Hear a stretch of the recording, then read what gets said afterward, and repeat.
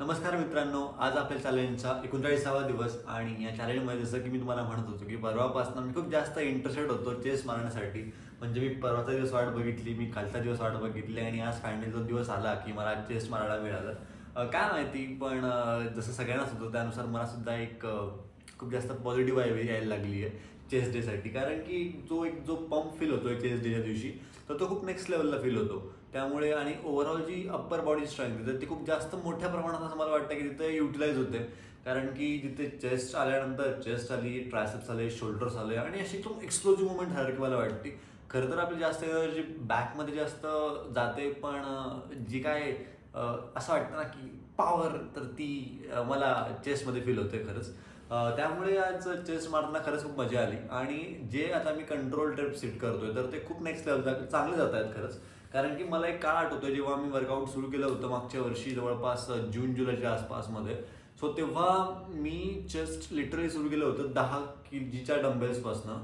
So आणि तेव्हा पण म्हणजे मी आधीपासून वर्कआउट करतो तर आहे, पण स्टील त्यानुसार किंवा त्या गोलनुसार मी कधी वर्कआउट करत नव्हतो. सो जेव्हा मी बॅडमिंटन खेळत असताना जे काय वर्कआउट करायचो तर ते स्पोर्ट ओरिएंटेड वर्कआउट असायचं. सो त्याच्यामुळे आम्हाला खूप वेगळ्या प्रकारचे वर्कआउट करायला लागायचे. सो त्याच्यामध्ये यांची जी इन्व्हॉल्वमेंट होती तर ती खूप कमी होती या एक्सरसाइजेसची. आणि मोस्टली आम्ही मशीन बेस्ड एक्सरसाइज करायचो होतो, कारण की तेव्हा इंजुरी होण्याची आम्हाला जे रिस्क होती तर ती खूप आम्ही कमी घ्यायचो ऑब्व्हियसली. आणि ते हायपरट्रॉफी वगैरे कोणता गोल नसायचा, सो ते पूर्णच वेगळं असायचं. आणि मग त्यामुळे मी जेव्हा एक बॉडी बिल्डिंग किंवा हायपरट्रॉफीच्या दृष्टीने जेव्हा वर्कआउट सुरू केलं होतं मागच्या जून-जुलैच्या आसपास, तर तेव्हा 10 kgचे डंबल सुरुवात केली होती आणि 10 kg डंबलमध्ये सुद्धा ते कंट्रोल ट्रेप्स नव्हते. सो असा हात तिथे थोडासा हलायचा किंवा वर गेल्यानंतर मसल खूप लवकर फटीक होत होतं. पण आता दिवस थोडे बदललेत. आता 25 kgच्या रेपनी मी आज खूप कंट्रोल्ड मॅनरमध्ये 10 रेप सीट केले.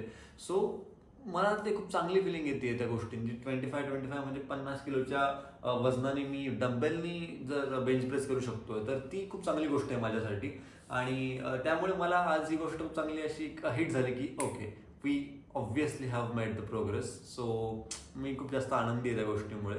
आज खरंच वर्कआउट छान झालं. मी जसं आपण करतोय, सो मी एक बेसिक जे वर्कआउट पॅटर्न तो फॉलो करतोय मी पहिल्या दिवसापासून आणि तो खूप मला इफेक्टिव्ह जाणवतोय. कारण की उगीच काहीतरी त्यामध्ये मिक्सअप करणं मला पटत नाहीये. सो ज्या काय ट्रेडिशनल एक्सरसाइजेस त्याच मी फॉलो करतोय.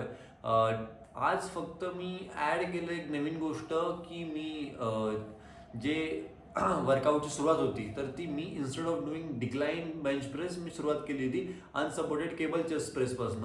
सो मला एक्सरसाइज मी आत्तापर्यंत कधीच केली नव्हती, पण सीबीटीच्या कोर्समध्ये मला या चेस्टचं महत्त्व कळालं, या वर्कआउटचं महत्त्व कळालं आणि त्याच्यामधले होणारे फायदे पण कळाले. सो मी आज करायला ठरवली होती आणि खरंच खूप चांगलं गेलं.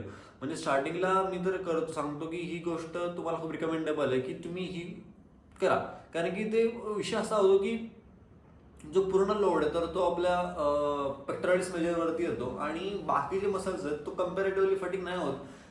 ती मला खूप चांगला एक्सपिरियन्स आला आणि त्यामुळे तिथे 3 सेट्स हिट केले आपण हाय रेप्स. मी जवळपास आज 8 प्लेट्स लावलं होता बोथ साईडने मॅक्स टू मॅक्स आणि तेव्हा हिट केलं. त्यामुळे जेव्हा मी डिक्लाईनवरती गेलो, सो मी आज फ्लॅट बेंच प्रेस केला आणि ऑब्व्हियसली कारण की केबलमध्ये आणि तिथे सेम मुवमेंट होती आहे.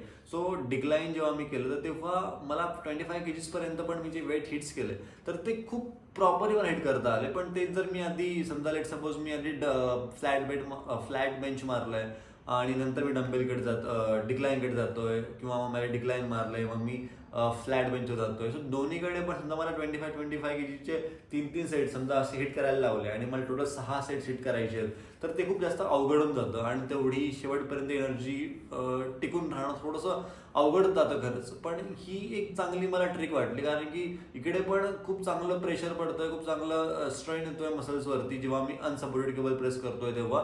आणि मग उरलेली एनर्जी मला जी काय बॉडीमध्ये एनर्जी येतात ती कम्प्लिटली मला डिक्लाईनवरती करता येते. सो फ्लॅट बेंच प्रेसवरती आपण जर बघितलं तर अराउंड 40% आपली मसल रिक्रुटमेंट असते आणि तेच जर मी केबल प्रेसवर बघितलं तर ती लगेच 40% वरून 50% आसपास जाते. सो ऑब्व्हियसली ती एक अनसपोर्टेड केबल मुवमेंट असल्यामुळे आपल्याला जास्त तिथनं फायदा मिळणार आहे. त्यामुळे खरंच मी तर हे ट्राय करणार आहे की पुढच्या वर्कआउटपासून असंच करावं की स्टार्टिंग करावी अनसपोर्टेड केबल प्रेसपासून, त्यानंतर डिक्लाईन आणि त्यानंतर इन्क्लाईन. सो असं करावं असं चालू आहे मला. केबल क्रॉसओव्हर स्कूप अप पण आज हिट केलं. सो मजा आली खरंच वर्कआउटमध्ये. त्यानंतर आता जसं वर्कआउट पॅटर्न चेंज केलं आहे आपण. सो एकाच दिवशी मला चेस्ट, शोल्डर आणि ट्रायसेप तिन्ही मसल हिट करायची आहेत. सो शोल्डरसाठी ऑब्व्हियसली ओव्हरहेड प्रेस, पण सध्या मी ओव्हरहेड प्रेस जे स्टँडिंग न करता सिटेड करतोय. सध्या फंक्शनॅलिटीपेक्षा थोडंसं हायपरट्रॉफीवरती थोडासा भर देण्याचा प्रयत्न करतोय आता स्टार्टिंगला, आणि त्यामुळे ते चालू आहे सध्या. सो जे लॅटरल रेझेस आहेत तर सध्या मी ते कम्प्लिटली केबलवरती करतोय. CPTच्या कोर्स नंतर मला केबल्सचं खूप चांगलं महत्त्व कळालं आहे. कंटिन्युअस टेन्शन, ग्रॅव्हिटी लाईन या गोष्टी खूप जास्त क्लिअर झाल्या आहेत. त्यामुळे मी मोस्टली ट्राय करतोय की मला जेवढ्या एक्सरसाइज पॉसिबल होतील तेवढ्या मी केबलवरती करेल. सो कारण की तिथे एकतर एक्सरसाइज आयसोलेटर होते आणि शिवाय कंटिन्युअस टेन्शन राहिल्यामुळे स्ट्रेन जो मसलवरती तो शेवटपर्यंत राहतो. त्यामुळे ऑब्व्हियसली खूप जास्त फायदा होतो या गोष्टींचा. सो जसं की मग लॅटरल रेझेस झाले, आणि शोल्डर्स मी जे आहे तर तो पोस्टरल डेल्टॉइड बॅकमध्येच कव्हर करणार आहे. सो त्या आज मी काही केलं नाही. आणि ट्रायसेपसाठी मी जे आपण सिटेड बेंच काय I don't remember the exact name of that exercise.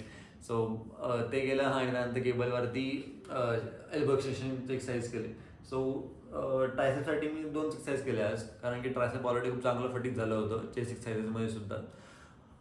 त्यामुळे एवढं मला विशेष ट्रेन करायची गरज पडली नाही. आपण आत्तापर्यंत मागच्या जवळपास 2-3 दिवसांपूर्वीपर्यंत आर्मसाठी वेगळा डे देत होतो, त्याच्यामध्ये फक्त आपण बायसेप आणि ट्रायसेप फिट करत होतो. पण आता पुढचे 15-20 दिवस म्हणजेच 2 किंवा 3 आठवडे जे असतील तर ते आपण वेगळा दिवस देणार नाही आहोत आर्म्ससाठी. सो त्यामुळे चेस्ट आणि बॅक करत असतानाच बायसेप आणि ट्रायसेपला आपण त्यामध्ये हिट करणार आहोत. पण ठीक आहे. असा आजचा दिवस होता. डाएट खूप चांगला फॉलो झाला दिवसभर, आणि रेस्ट पण चांगला मिळणार आज सुद्धा. सो उद्या लेग डे असणार आहे. Leg day. ओके, आजसाठी एवढंच. बाकी उद्या भेटूयात. आराम करा, मी पण आराम करतो. थँक्यू, धन्यवाद.